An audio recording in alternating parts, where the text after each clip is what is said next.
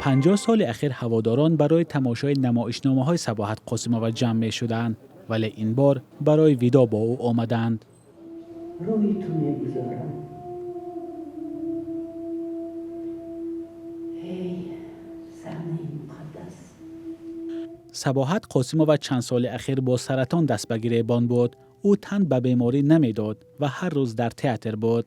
آخر عمر 3 هفته پیش یعنی که با تئاتر اومدم و با هم ایمال ویدا گفتن، یعنی که احساس میکردن که از بین ما دور میشوند و برای هر یکی ما رو آغوش کردن، میبوسیدن و میگفتن این آخرین دیدار ما است. صباحت قاسم‌آوا بعد ختم دانشکده آموزگاری به تئاتر آمد. همراه شوهرش کارگردان شناخته فرخ قاسم سال 1990 تئاتر اهارون را تأسیس داد و در 80 نمایشنامه نقش آفریده در نیمه از آنها قهرمان اساسی بود. بخش دیگری زندگی او تربیت هنرمندان جوان بود.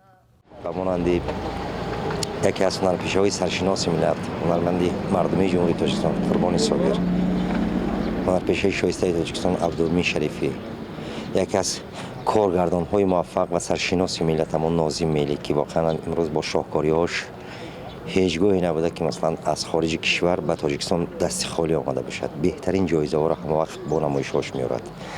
خب بنده هم امروز باعث سرکارگردانی یک تئاتر بانفوس تئاتر دولتی جوانان فعالیت دارم. خورشید مصطفی‌ف باعث سرکارگردانی تئاتر دولتی روسی به نام ولادیمیر مایکوفسکی. سهراب جنجالوف باعث معاون یک دیرکتور مؤسسه دیرکتور تئاتر دولتی جوانان فعالیت دارد. مولانا نجویدینی و نسل بعدی هم واقعا ارزیابی میکنن که امروز هر جا که هستند این سلسله یا خود این مکتب رو ادامه میدن. صباحت قاسم‌آوا بعد مرگ شوهرش فرخ قاسم رهبر تئاتر اهارون شد. در اینجا اساساً هنرمندان جوان کار میکنند. همکارانش میگویند صباحت قاسم‌آوا از وضع تئاتر تاجیک در سالهای اخیر غمگین بود، ولی امیدش را از دست نمیداد.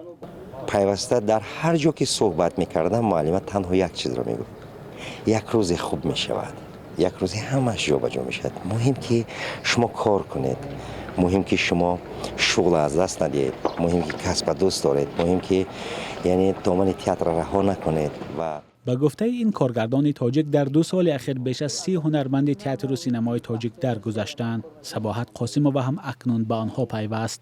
رفتن‌هایی که به گفته هنرمندان روی تئاتر و سینمای تاجیک بی تاثیر نمیماند.